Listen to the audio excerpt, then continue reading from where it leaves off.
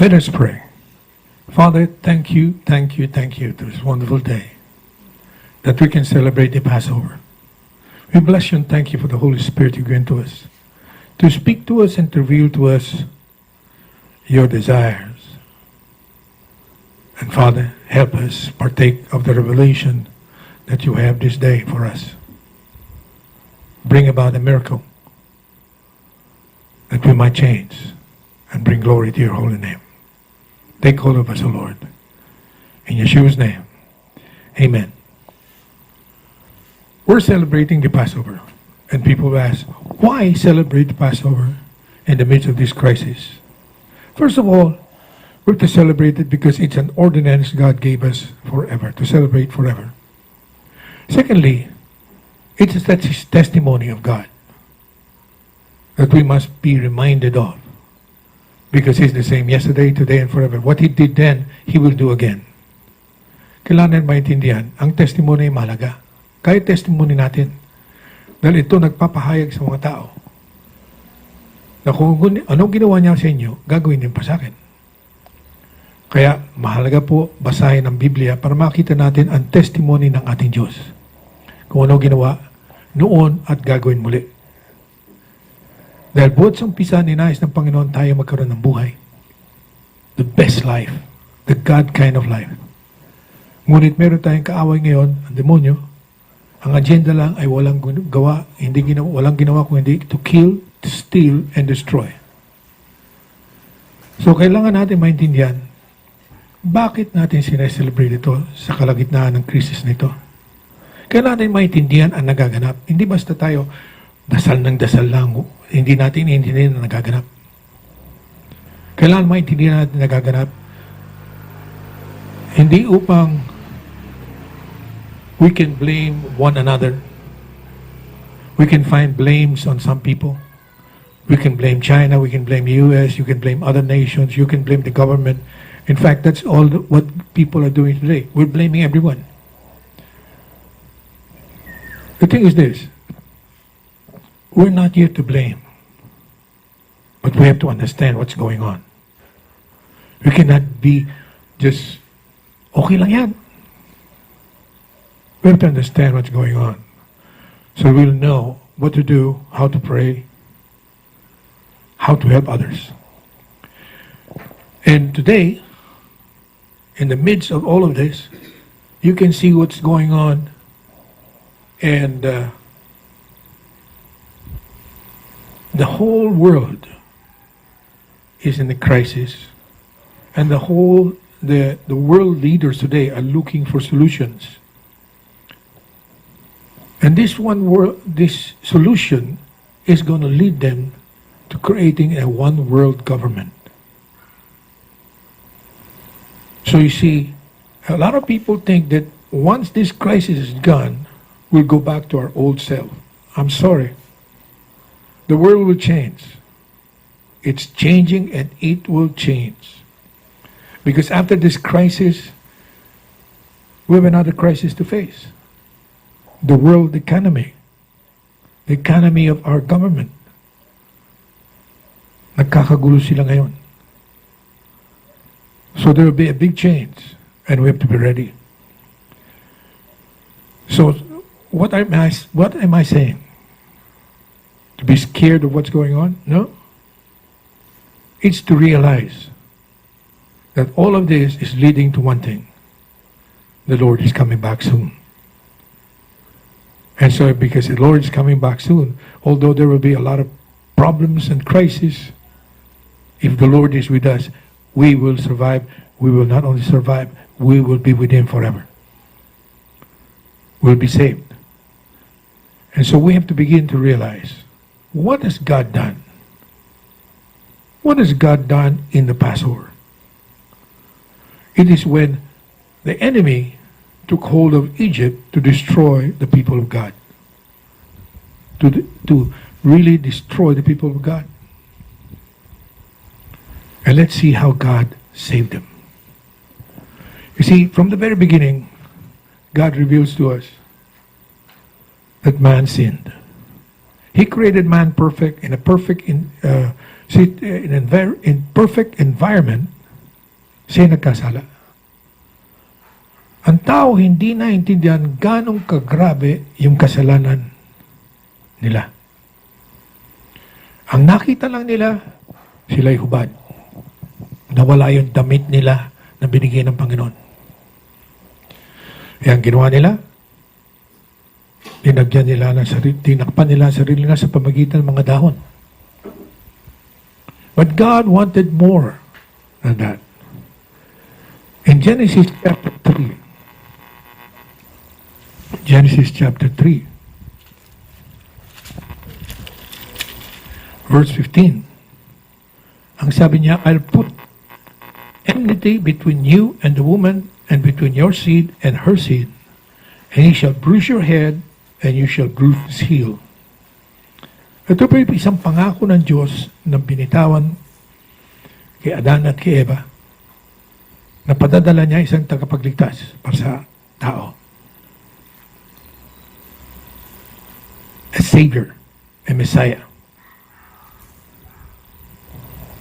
And so God, to prove Himself, in verse 21, sinabi dito, and also Adam and Eve, the Lord God made tunics of skin and clothed them. Ibig sabihin po, ang Diyos pumatay ng isang inosenteng hayop upang damitan si Adan at si Eva. This was a temporary solution until the Messiah comes. This is the beginning of the animal sacrifices. Isang inosenteng hayop na mamamatay para sa pagkakamali ng tao. Kasalanan ng tao. This is the beginning of sacrifices.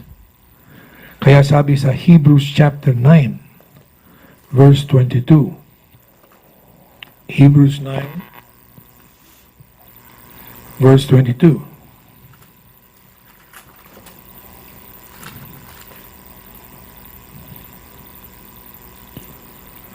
And according to the law, almost all things are purified with blood, and without the shedding of blood, there is no remission of sin. No remission of sins. So kailangan po dugo. There must be an innocent blood that has to be shed. In Genesis chapter 22, God had a covenant with Abraham. In the covenant, what it said, a covenant actually is all that is mine is yours and all that's yours is mine. So, hiningi ng Diyos kay Abraham, yung kanyang anak, si Isaac. Ngunit nung dadalhin na sa bundok upang ialay si Isaac, tinanong ni Isaac, saan po ang ating ihahadog? At sinabi po ni Abraham kay Isaac, isang propesiya tungkol kay Jesus. Sabi po sa Genesis 22, verse 8, and Abraham said, my son, God will provide for Himself the lamb for a burnt offering. Ang Diyos magproprovide ng tupa para sa alay sa Kanya. In John chapter 1, verse 29. The next day John saw Jesus coming towards him and said, behold, the Lamb of God who takes away the sin of the world. So God provided. In verse 36, inulit po ni John the Baptist, and looking at Jesus, he walked and said, behold, the Lamb of God. Si Jesus ang tupa para sa ating kaligtasan. Na ang Diyos ang magbibigay. Kaya sabi sa John 3:16, memoryado nila, for God so loved the world, He gave His only begotten Son, that whoever believes in Him should not perish but have eternal life. Si Jesus po. At ang Passover ay tinutukoy po si Jesus. The Passover is actually pointing to Jesus. when they were commanded to get a lamb, 1 year old, katayin, at kunin yung dugo, at ipahid sa hamba ng pinto, dalawang hamba ng pinto, at sa tutok ng pinto, upang pagdaan po ng anghel ng kamatayan, lalampasan sila. Passover. Dahil sa dugo, doon sa pinto, sila'y lalampasan ng anghel ng kamatayan. Ito po'y tinutukoy si Jesus. In Hebrews chapter 9, basahin ko po sa New Living Translation. New Living Translation, 9 verse 11. So Christ has now become the high priest over all the good things that have come. He has entered the greater, more perfect tabernacle in heaven, which was not made by human hands and is not part of this created world. With his own blood, not the blood of goats and bulls, he entered the most holy place once for all and secured a redemption forever. Natamo niya ang ating redemption, panghabang buhay. Under the old covenant, under the old system, the blood of goats and bulls and the ashes of a young cow could cleanse people's body from ceremonial impurity. Ibig sabihin yung mga inaalay na mga dugo ng mga hayop, ito po yung nakakapaglinis ng kasalanan. Hindi po nakakalinis ng kasalanan, kundi nakakalinis ng mga sakit ng katawan. Sumpa sa katawan. To cleanse the bodies, people's bodies. Just think how much more the blood of Christ will purify our conscience from sinful deeds so that we can worship the living God. For by the power of the eternal Spirit, Christ offered himself to God as a perfect sacrifice for our sins. Sa pamagitan ng dugo ni Kristo, hindi lang ang ating katawan ang nalilinis, kung hindi pati ang ating konsyensya at ating espiritu. That is why He is the one who mediates a new covenant between God and people, so that all who are called can receive the eternal inheritance God has promised them. Sa pamagitan ng dugo ni Kristo, ang kaligtasan natin panghabang buhay ay matatamo natin. For Christ died to set them free from the penalty of sin they had committed under the first covenant. Dito po makikita natin, pinatawad tayo dahil sa kasalanan natin. In verse 23, sabi po, that is why the tabernacle and everything in it, which was copies of things in heaven, had to be purified by the blood of animals. But the real things in heaven had to be purified with far better sacrifices than the blood of animals. For Christ did not enter into a whole place made with human hands, which was only a copy of the true one in heaven. He entered into heaven itself to appear now before God on our behalf. He did not enter heaven to offer himself again and again like the high priest here on earth, who enters the most holy place year after year with the blood of an animal. If that had been necessary, Christ would have had to die again and again, ever since the world began. But now, once for all time, He has appeared at the end of the age to remove sin by His own death as a sacrifice. Hallelujah. Si Jesus po ay hindi po pumasok sa tabernakulo na tinayo ni Moses o tinayo ni Solomon o ni Herod. Siya pumasok sa templo, sa tabernakulo, dun sa langit. Dahil dito po hindi siya makakapasok, may batas kasi. Ang batas sinasabi, anak lang ni Aaron ang pwede makapasok doon once a year. Kaya si Jesus ay pumasok sa tabernakulo sa langit upang hugasan po ang kalangitan. He had to cleanse it. He had to cleanse the tabernacle in heaven. Bakit? Dahil nung nagkasala si Adan, may epekto po dun sa templo ng Diyos. Because Adam and Eve dwelled in the presence of God before. So Jesus had to cleanse it once and for all. Kaya ang demonyo hindi na makalapit dun sa langit, sa ating Diyos, banal na kalangitan, ang templo niya, hindi makalapit ang demonyo. Hindi naman sabi, uy, si Brother Bobby ganito, ganito. Hindi ho, wala na. Ang ginagawa lang ng demonyo, binubulungan yung kapitbahay natin. Para guluhin lang tayo. Binubulungan yung kasama natin sa simbahan. Para guluhin lang tayo. You see, we have to begin to see Christ paid our sins once and for all. Once and for all. With the blood of Jesus. In Ephesians chapter 1. Ephesians chapter 1. Verse 7.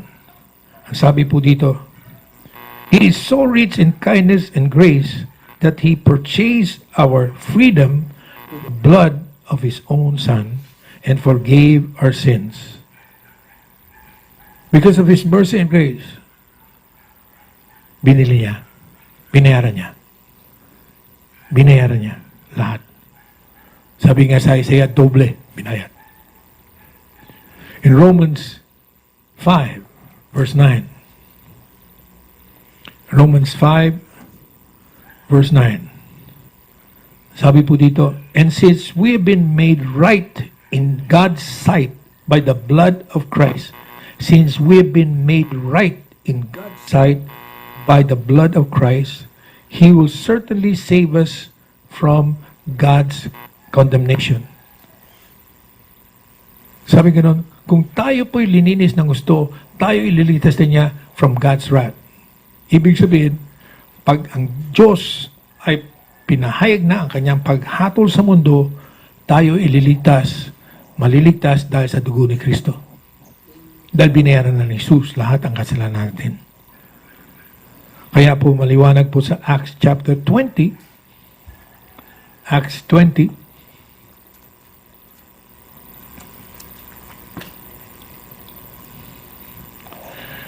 sa New King James, basahin ko, Acts chapter 20,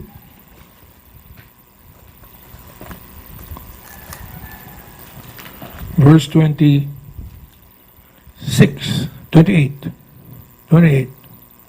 Therefore, take heed to yourself and to all the flock among which the Holy Spirit has made you overseer, to shepherd the church of God which He purchased with His own blood.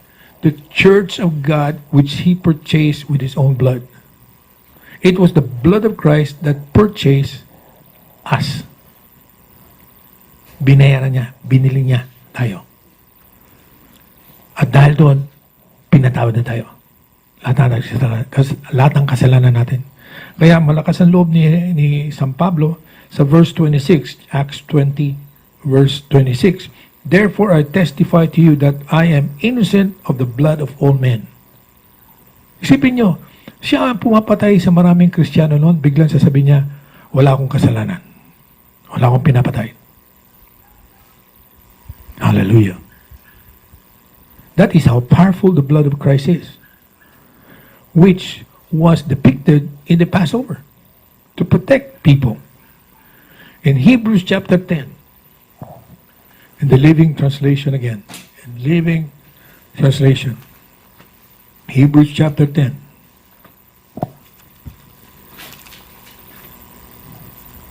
verse 1. The old system under the law of Moses was only a shadow, a dim preview of the good things to come, not the good things themselves. The sacrifice under that system were repeated again and again, year after year, but they were never able to provide perfect cleansing. All those sacrifices, a dami ng sacrifices, none of that was able to produce a perfect cleansing. Only the blood of Jesus. Kaya sabi po sa Ephesians chapter 2, Ephesians chapter 2, verse 12 and 13.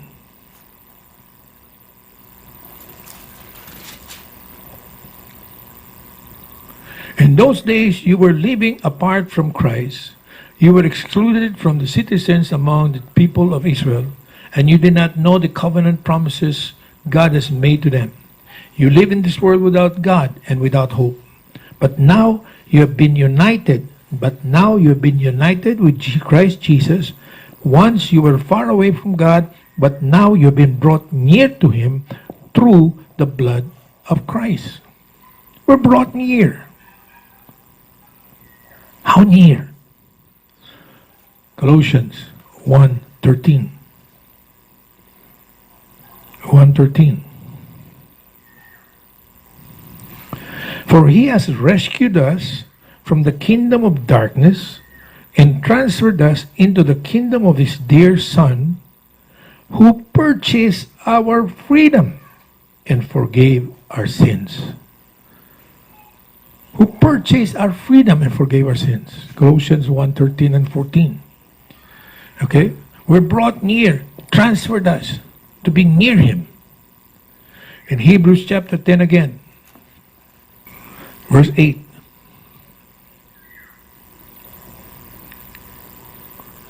First, Christ said, you did not want animal sacrifice. He was speaking to our Father God.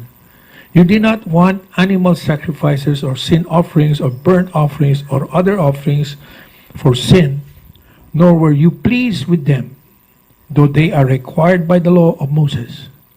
Then He said, look, I have come to do your will. He canceled the first covenant in order to put the second into effect. For God's will was for us to be made holy by the sacrifice of the body of Jesus Christ once for all. Under the old covenant, the priest stands and ministers before the altar day after day, offering the same sacrifices again and again, which can never take away sin. But our high priest, Jesus Christ, offered Himself to God as a single offering for sins, good for all time. Then He sat down in the place of honor at God's right hand. There He waits until His enemies are humbled and made a footstool under His feet. For by one offering,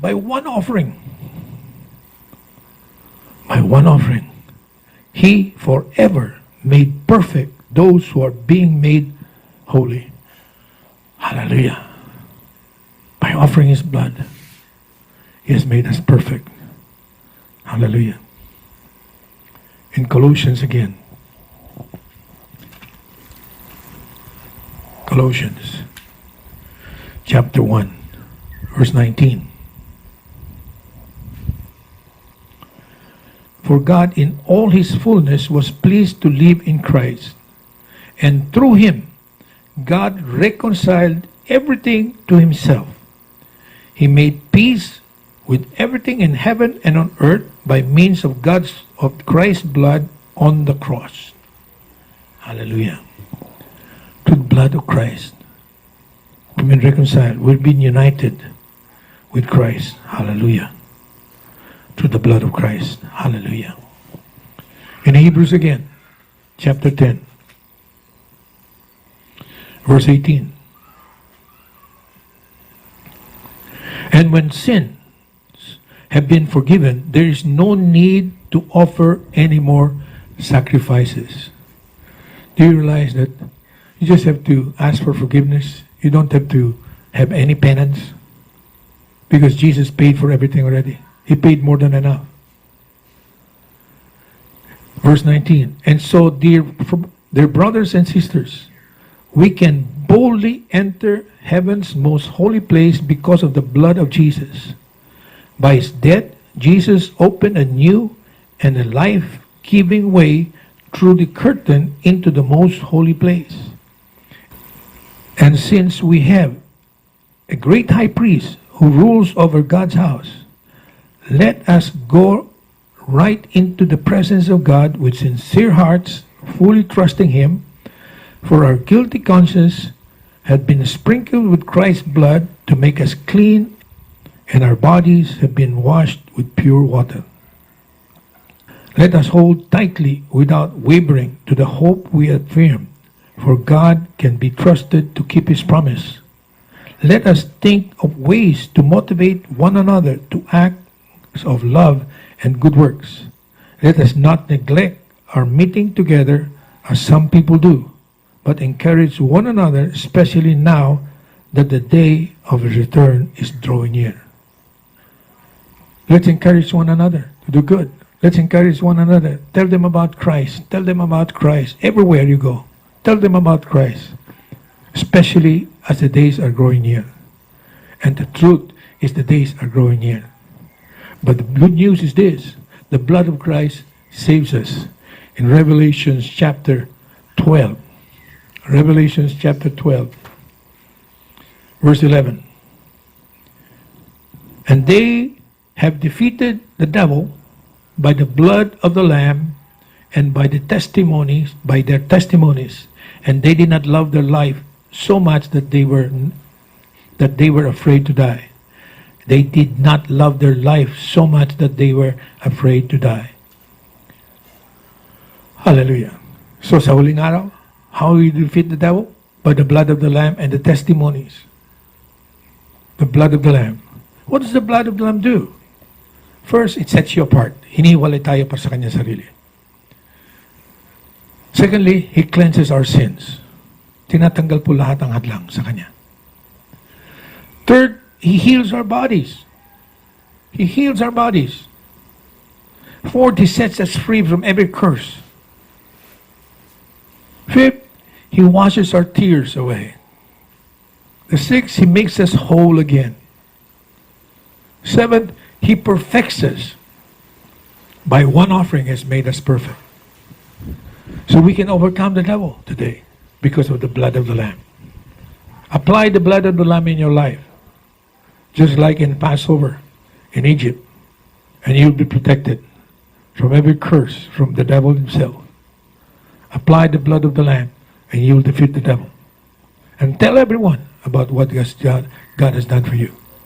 So celebrate the Passover, reminding yourself what He did then, He will do again. The blood of the Lamb. So, let's pray. Father, thank you.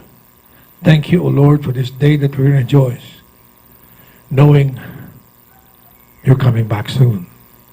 And I thank you, Lord, as we go through in this crisis after crisis, Lord, we will go pleading for the blood of the Lamb of our life, our families, our homes, our transportation, everything. And I thank you, the Lord, that we will surely overcome because You who promise is faithful and watches over us now and forever.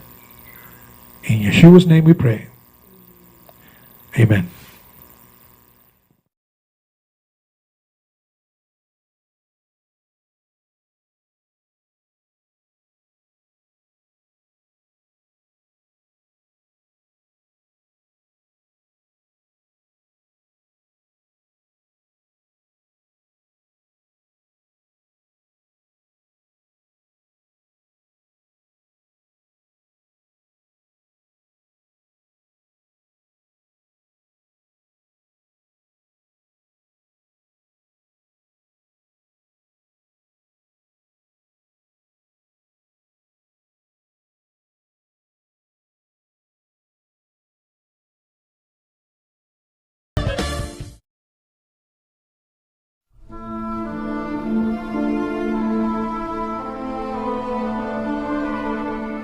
Ang hapon ng Pampaskwa ay ipinagdiriwang ng mga Hudyo halos taon-taon mula nang ipag-utos ito ng Diyos sa pamamagitan ni Moses 3,446 na taon na ang nakalilipas. Si Jesus na taga Nazaret ay ipinagdiwang ang hapunang ito sa bawat taon ng kanyang buhay dito sa lupa. Sa kanyang huling hapon ng Pampaskwa na ginawa niya kasama ang kanyang mga disipulo, ipinaliwanag ni Jesus ang kahulugan ng pagdiriwang sa isang bagong paraan. Ito ang pinagmulan ng tinatawag na komunyon. Ang mga sumusunod ay hango sa kinaugaliang hapon ng Pampaskwa ng mga Hudyo, kasama ang ilang mga pangyayari sa huling hapon ng Pampaskwa ni Jesus. Ang paliwanag Kristiyano ay ibibigay ng una at ikalawang tagabasa. Magbabasa para sa punong Pampaskwa, unang tagabasa, ina, ikalawang tagabasa, ama, at pinakabata. Magbabasa para sa hapunan ng Panginoon, tagapagsalaysay, Jesus, Pedro, at Juan. Walang bahaging babasahin si Judas. Ang Panginoon ay nagsalita kay Moses at sinabi, ito ang mga takdang araw ng Panginoon, mga pagtitipon na may kabanalan na inyong tatawagin sa kanilang mga takdang araw. Sa unang buwan, sa 14 na araw, sa takip silim, ay ang Paskwa ng Panginoon. Ito ay makikita sa Levitiko 23, talata 4 hanggang 5. At sa unang mga araw na walang lebadura, ang mga disipulo ay lumapit kay Jesus at nagsabi, saan mo nais namin ipaghanda kayo para kumain ng hapunang Pampaskwa? At siya ay nagsabi, pumunta ka sa lungsod sa isang tao at sabihin sa kanya, sinasabi ng guro, ang aking takdang oras ay malapit na. Sa inyo, ipagdiriwang ko ang Paskwa kasama ang mga disipulo ko. At ang mga disipulo ay gumawa ayon sa pinag-utos ni Jesus sa kanila at sila'y naghanda ng Paskwa. Makikita ito sa Mateo 26, talata 17 hanggang 19.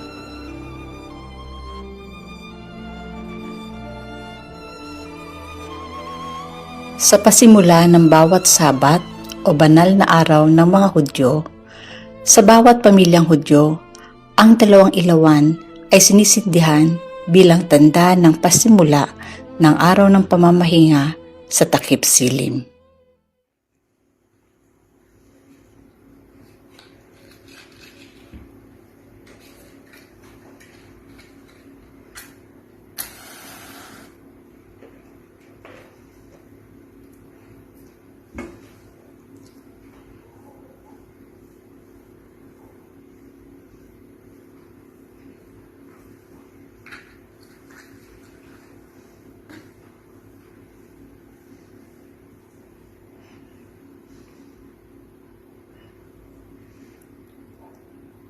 Baruch ata Adonai Eloheinu melech haolam.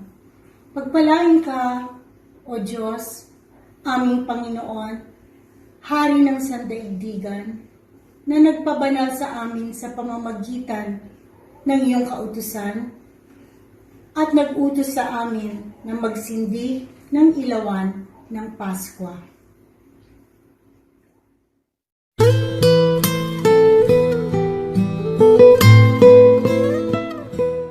Nang ang oras ay sumapit na, siya ay humilig sa mesa at gayon din ang mga disipulo.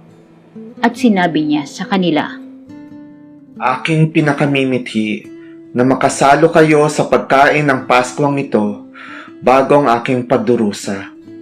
Sapagkat sinasabi ko sa inyo na hindi na akong muling kakain ng Paskwa hanggang ang Paskwa ay natupad na sa kaharian ng Diyos.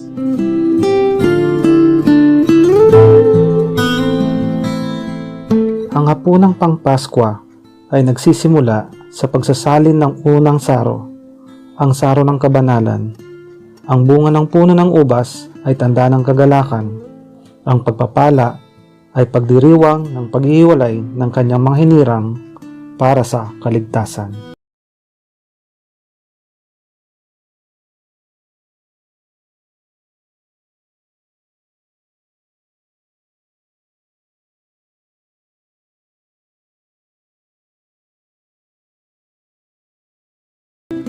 Baruch ata Adonai Eloheinu melech haolam. Pagpalain ka, Panginoon naming Diyos, Hari ng sandaigdigan, manlilikha ng bunga ng puno ng ubas. Pagpalain ka, Panginoon naming Diyos, Hari ng sandaigdigan, na humirang sa amin mula sa lahat ng mga lahi sa mundo at nagpabanal sa amin sa pamamagitan ng iyong mga utos. Binigyan mo kami bilang isang pamana ng mga banal na araw ng pagsasaya, ng mga kapanahunan ng kagalakan, at ang araw na ito na pista ng Paskwa, ng kapanahunan ng aming kalayaan, upang maging isang banal na pagtitipon, panahon upang alalahanin ang aming pag-alis mula sa Ehipto. Pagpalain ka, Panginoon naming Diyos, Hari ng sandaigdigan, na patuloy kaming binigyan ng buhay, itinaguyod at idinako kami sa kapanahunang ito. Ang mga kamay ay hinugasan bago magsimulang kumain. Ang gawaing ito ng paghahanda ay tanda ng kalinisan. Ang unang kakainin ay isang piraso ng mapait na gulay na isinawsaw sa maalat na tubig. Ang mapait na lasa ay nagtatakda ng unang bahagi ng kainan. Ang pagpapala ay isang paalala para pasalamatan ng Diyos kahit na sa mapapait na bagay ng buhay. Baruch kita Adonai Elohenu, Melech Haolam. Pagpalain ka, Panginoon naming Diyos, Hari ng sandaigdigan, na lumikha ng bunga ng lupa.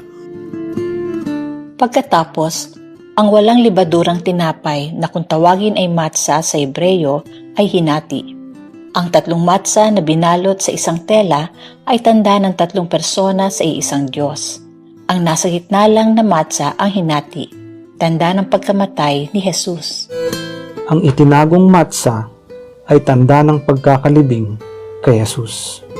Ito ang pagkain ng kapighatian na kinain ng ating mga ninuno sa lupain ng Ehipto. Hayaan ang lahat ng nagugutom na lumapit at kumain. Hayaan ang lahat ng may pangangailangan ay lumapit at ipagdiwang ang Paskwa.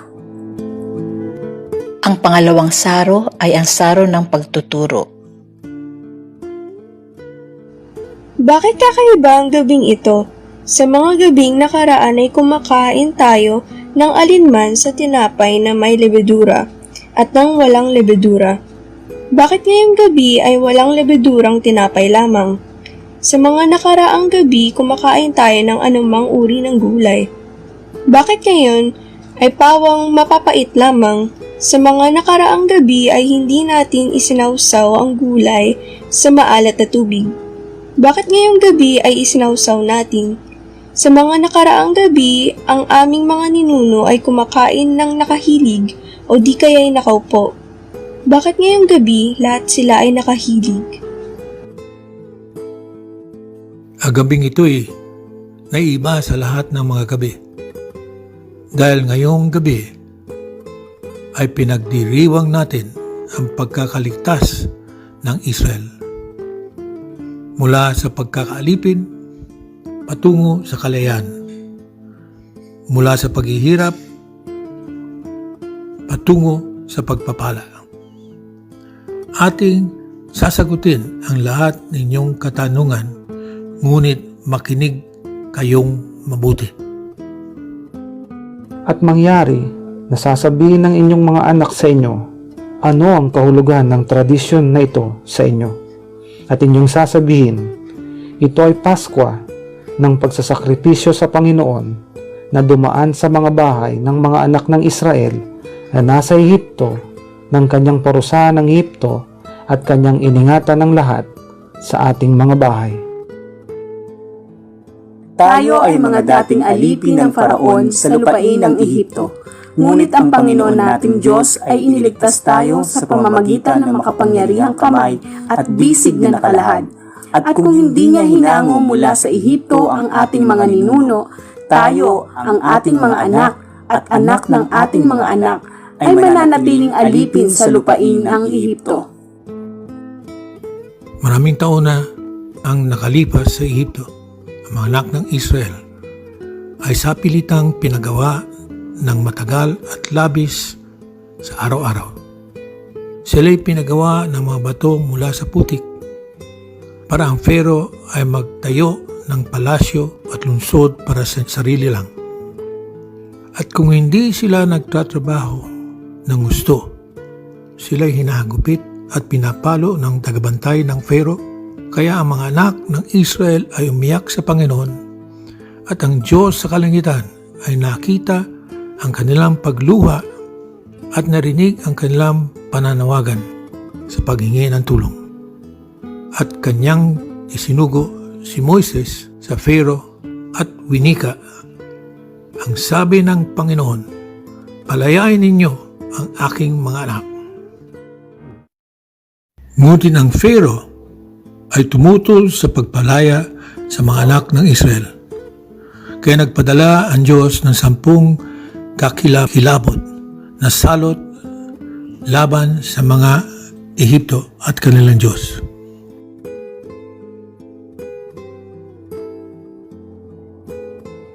Dugo, mga palaka, mga niknik, mga kulisap, sakit ng mga hayop, mga pigsa, ulang may malaking tipak ng yelo, mga balang, kadiliman, pagkamatay ng mga panganay. At hindi na makatanggi ang Pharaoh.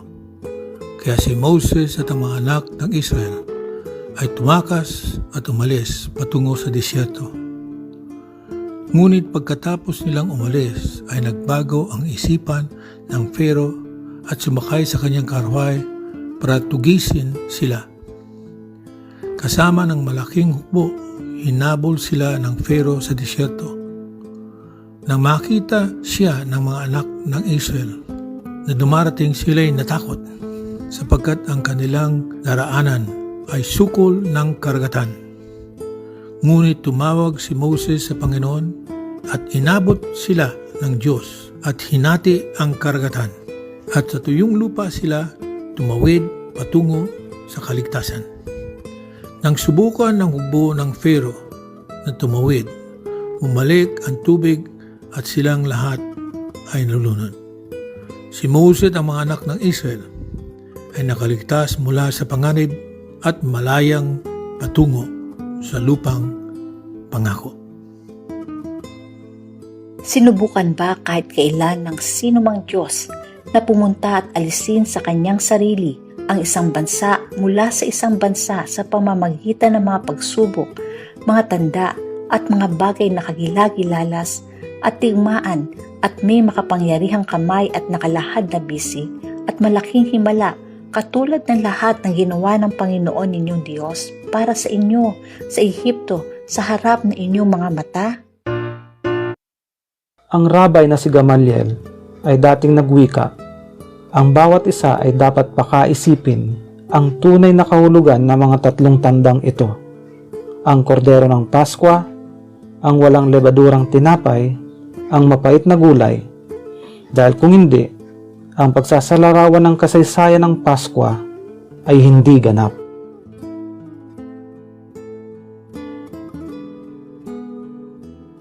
Sa gabing yun, bago lisanin ng mga anak ng Israel ang Ehipto, ang Diyos ay nagsalita kay Moses. Magsalita sa lahat ng kalipunan ng Israel. Sabihin, bawat isa ay kukuha para sa kanilang sarili ng kordero ayon sa sambahayan ng kanilang mga ama, ng kordero para sa bawat sambahayan. At kanilang kakatayin ito, ang buong kapulungan ng kalipunan ng Israel sa takip silim. At kukuha sila ng dugo at ipapahid sa 2 hamba at sa tuktok ng pintuan ng mga bahay na kung saan nila pagkakainan ito.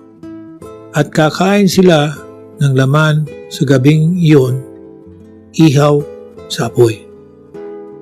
Nang gabi ring yun, ang anghel ng kamatayan ay lumukob sa Ehipto. At sa bahay na walang dugo ng kordero, sanlang hamba at tuktok ng pintuan, ang panganay na anak ay namatay.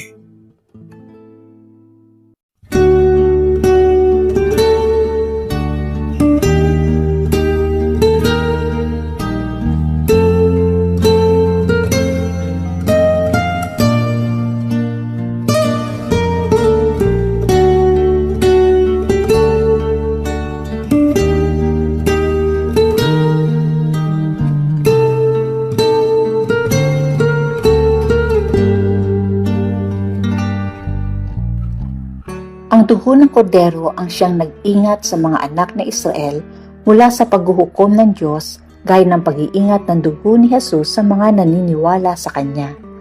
Ang Biblia ay tinatawag si Jesus na ating kordero ng Paskwa. Ibinigay niya ang kanyang buhay upang tayo ay mangalagaan mula sa paghukom na darating sa buong mundo. Ang mga anak na Israel ay kinakailangan maglagay ng dugo ng kordero sa kanilang mga pintuan. Gayon din tayo ay kailangan makita sa ating mga tahanan at sa ating mga buhay ang kahulugan ng dugo ni Jesus sa pamamagitan ng pananampalataya sa Kanya at ipahayag siya sa lahat ng tao.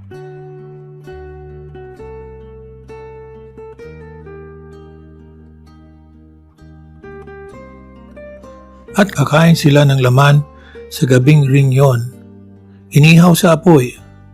Kakainin nila ito kasabay ng walang lebadurang tinapay at mapait na gulay. Ngayong gabi, kumakain kayo ng mapait na gulay para ipaalala sa atin ang mapait na araw ng ating pagkaalipin sa Ehipto. Sinasawsaw natin ito sa karoset upang ipaalala sa atin ang hirap ng paggawa ng pagtatayo ng tisa at semento at maalat na tubig para ipaalala sa atin ang ating mga luha. Ang buhay na wala si Jesus ay mapait at ang bunga nito ay kamatayan. Ang banal na aklat ay nagsasabi na tayong lahat ay nagkasala at hindi nakaabot sa kaluwalhatian ng Diyos. Sa pamamagitan ng pagsunod sa kasalanan, tayo'y naging alipin ng kasalanan. Ito ang mapait nating pagkaalipin, ngunit sa pamamagitan ni Jesus, ang ating Mesiyas, maaari tayong lumaya.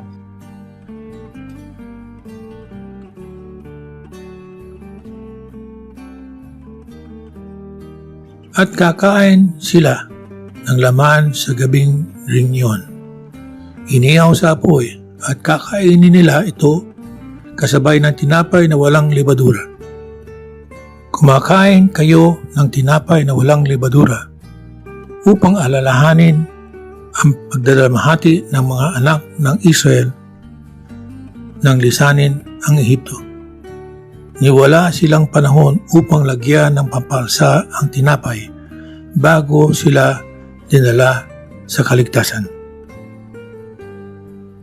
Lebadura o pangpaalsa ay naglalarawan ng kabuktutan ng kasalanan. Ating ipagdiwang ang kapistahan hindi sa lumang lebadura, di sa lebadura na masamang pag-iisip at kabuktutan, kundi sa walang lebadurang tinapay ng katapatan at katotohanan. Ang mga anak na Israel ay kaagad umalis nang ang Diyos ay gumawa ng daan ng pagtakas. Maging tayo ay makakaalis sa mundo ng kasalanan ng biglaan at iiwanan ang lebadura ng kasalanan. Ngayon ang araw ng kaligtasan dahil sa gawa ni Jesus, ang ating Mesiyas at ating Panginoon. Ang ating mga anak ay nagtatanong din kung bakit ang ating mga ninuno ay kumakain na kahilig sa gabing ito. Ang kapahingahan ay tanda ng ating kalayaan mula sa pagkaalipin at sa pagkaligtas sa pamagitan ng makapangyarihang kamay ng Diyos. Pagpalain ng Diyos na tumatalima sa kanyang pangako sa Israel sapagkat binalak niya noong paman araw ang katapusan ng ating pagkaalipin. Kaya nga kami ay nagpapasalamat, nagpupuri, itinataas, sinasamba, nagagalak, nagpapala, gumagalang sa Kanya na Siyang gumawa ng lahat ng himala para sa ating mga ama at sa atin. Hinango niya tayo mula sa pagkaalipin tungo sa kalayaan, mula sa kalungkutan tungo sa kaligayahan, mula sa pagluluksa tungo sa pagsasaya, mula sa kadiliman tungo sa malaking liwanag, at mula sa pagkagapos tungo sa kalayaan.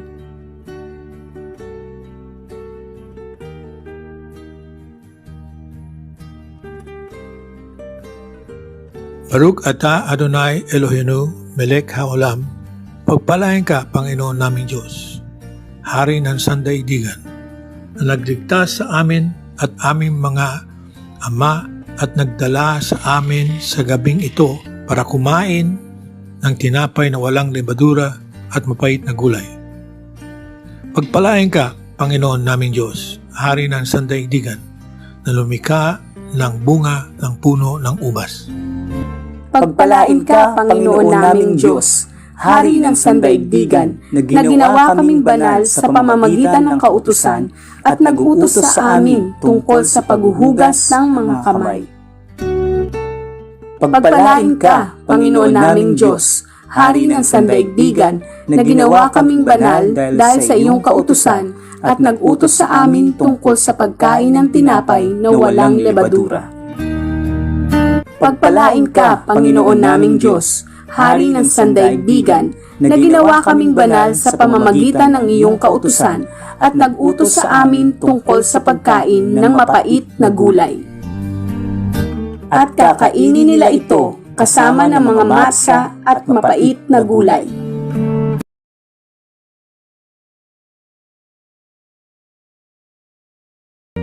Habang naghahapunan, si Jesus ay nabalisa sa Espiritu.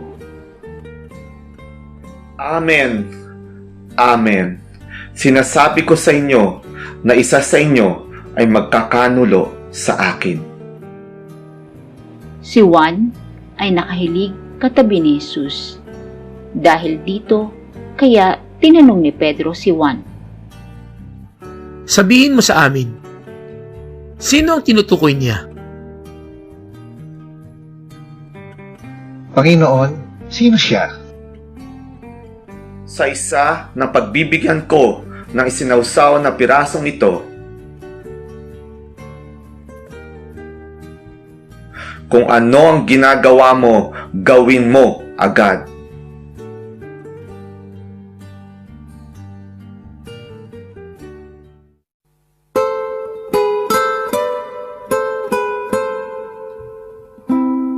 Pagkatapos ng hapunan, ang Pasko ay nagpapatuloy kasabay ng isang palaro.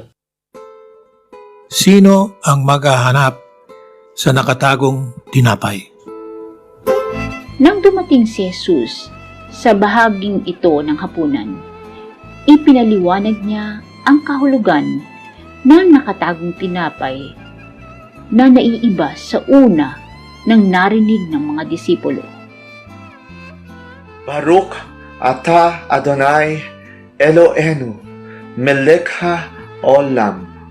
Pagpalain ka, Panginoon naming Diyos, Hari ng sandaigdigan, na nagdala ng tinapay mula sa lupa.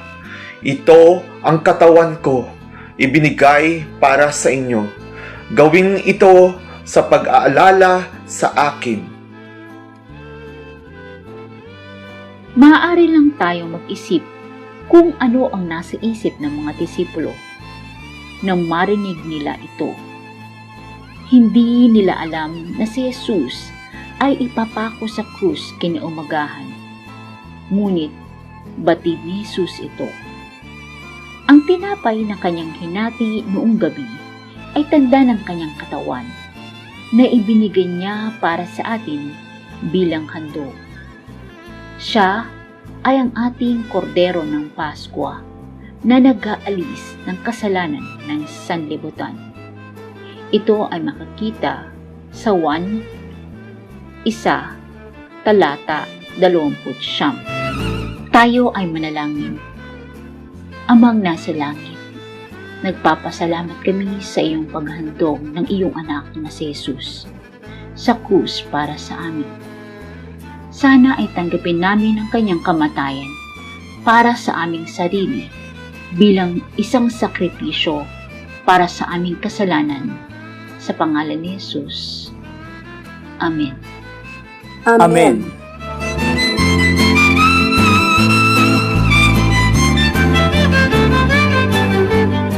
Ang nakatagong tinapay ay kumakatawan sa anak ng Diyos. Sa pasimula ng hapunan, ang paghahati ng gitnang matsa ay kumakatawan sa kamatayan ni Jesus, ang Mesiyas, sa krus. Ang nahating piraso ay inilibing gaya ng kay Jesus. Ngunit ngayon, ay itilabas bilang tanda ng kanyang pagkabuhay na muli. Habang kinakain natin ito, inaalaala natin hindi lamang ang kanyang kamatayan, kundi ang kanyang tagumpay laban sa kamatayan at ang kanyang pagkabuhay na muli tungo sa buhay na walang hanggan.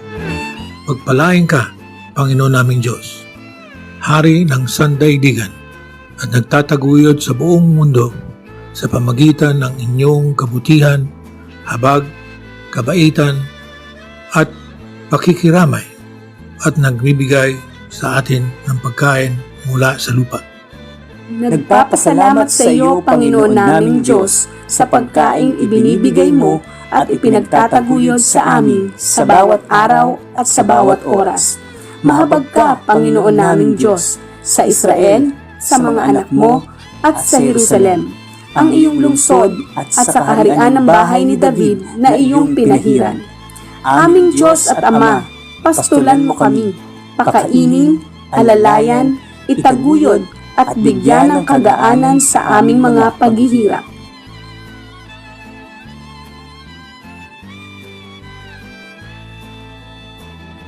Si Jesus ay nagbigay din ng isang bagong kahulugan sa saro ng katubusan. Baruch ata Adonai Eloheinu melech haolam. Pagpalain ka, Panginoon naming Diyos, Hari ng sandaigdigan, manlilikha ng bunga ng puno ng ubas. Ang sarong ito na ibinubuhos ko para sa inyo ay ang bagong tipan sa aking dugo. Kunin ninyo ito at ibahagi sa inyong mga sarili, dahil sinasabing hinding-hindi ako iinom mula sa bunga ng puno ng ubas mula ngayon hanggang dumating ang kaharian ng Diyos. Sa lumang tipan, winisik ni Moses ang dugo sa mga anak ng Israel upang ipakita ang kanilang pagtanggap sa pakikipagtipan nila sa Diyos. Kapag ininuman natin ang saro na ito, ipinakikita natin ang ating pagtanggap sa bagong tipan na itinatag ni Jesus sa pamamagitan ng kanyang dugo. Isang pakikipagtipan na nagbibigay sa atin ng katubusan mula sa ating mga kasalanan at nagbibigay sa atin ng buhay na walang hanggan. Pagpalain ka, Panginoon naming Diyos, Hari ng sangdaigdigan, manlilikha ng bunga ng puno ng ubas. Tayo ay manalangin. Amang nasa langit, naway maipahid namin sa aming buhay ang dugo ni Jesus upang kami ay makabahagi sa bagong tipan at makasama niya kami sa kaharian ng kanyang Ama. Amen. Ang saro ng katubusan ay tanda ng dugo ni Jesus. Ang Biblia ay nagtuturo sa atin na ang buhay ay nasa dugo. Ito ay makikita sa Leviticus 17:11 and 14. Kapag tayo umiinom ng dugo ng bagong tipan, tayo umiinom ng buhay ni Jesus na siya nating buhay ngayon at magpakailanman. Pumunta kayo sa pinto at tignan ninyo kung naroon si Elias.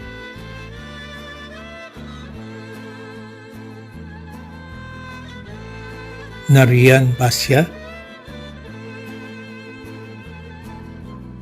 Ang Biblia ay nagsasabi na si Elias ay darating upang ipahayag ang pagdating ng Mesiyas. Ito ay tinupad ni Juan Bautista ng kanyang sabihin, "Masdan ang kordero ng Diyos na nag-aalis ng kasalanan ng sanlibutan." Ngunit ang panahon ng ating paghihintay ay hindi pa tapos. Bagamat ang Mesiyas ay dumating na minsan, siya ay muling babalik upang wasakin ang kanyang mga kaaway at manatili sa ating magpakailanman.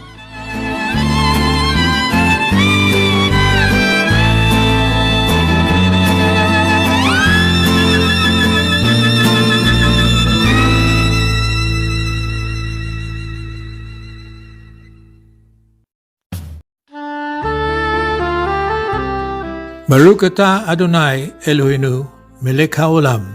Pagpalain ka, Panginoon naming Diyos, Hari ng sandaigdigan, manlilikha ng bunga ng puno ng ubas.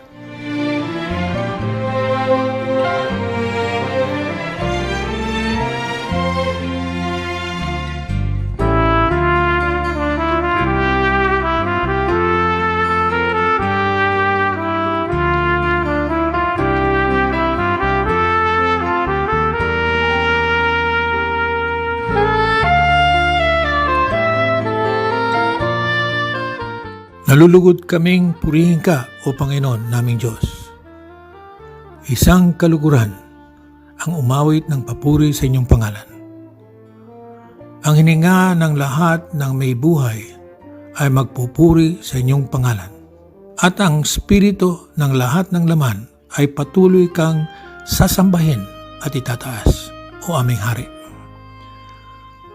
Mula magpakawalang hanggan hanggang magpakawalang hanggan, ikaw ay Diyos. Maliban sa inyo, wala ng hari, manunubos at tagapagligtas. O Diyos, tanggapin mo nawa itong aming mga papuri ngayong gabi, at ito ang aming pagdiriwang ng iyong Paskwa. Nawa, ang katotohanan na naalala namin ngayong gabi ay manatiling buhay sa aming puso, na tila apoy na nagniningas, at mabigyang sigla kami na isuko ang aming buhay ng buong puso sa iyo. At ipaalala nawa nila sa amin na ipanalangin ang iyong banal na lahi, ang mga Hudyo, na makilala nila na ang kanilang Mesiyas na si Jesus ay dumating na.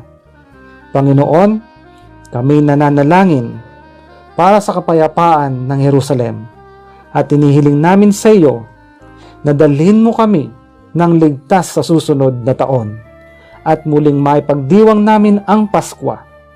Ito ang aming hiling sa pangalan ni Jesus. Amen. At ngayon, kasama ng lahat ng mga banal, sabihin natin, Maranatha, dumating ka agad, Panginoon. Maranatha, dumating ka agad, Panginoon. Panginoong Jesus, dumating ka agad at iligtas mo kami mula sa buhay na ito ng sanlibutan tungo sa makalangit na Jerusalem. Para sa Kanya, sinasabi namin kasama ng iyong bayan ng Israel sa susunod na taon sa Jerusalem. Sa susunod na taon sa Jerusalem. Shema, O people of God. Shema, O children of God. Yehovah, bless you and keep you. Yehovah, make his face shine upon you, be gracious to you. Yehovah, lift up his countenance upon you and grant you shalom. Arise, O Yehovah. Arise, O Yehovah, and let thy enemy be scattered. Let thy foes flee from before thee. And as you rest at home, refresh us with your presence. In Yeshua's name, and everybody say, Amen.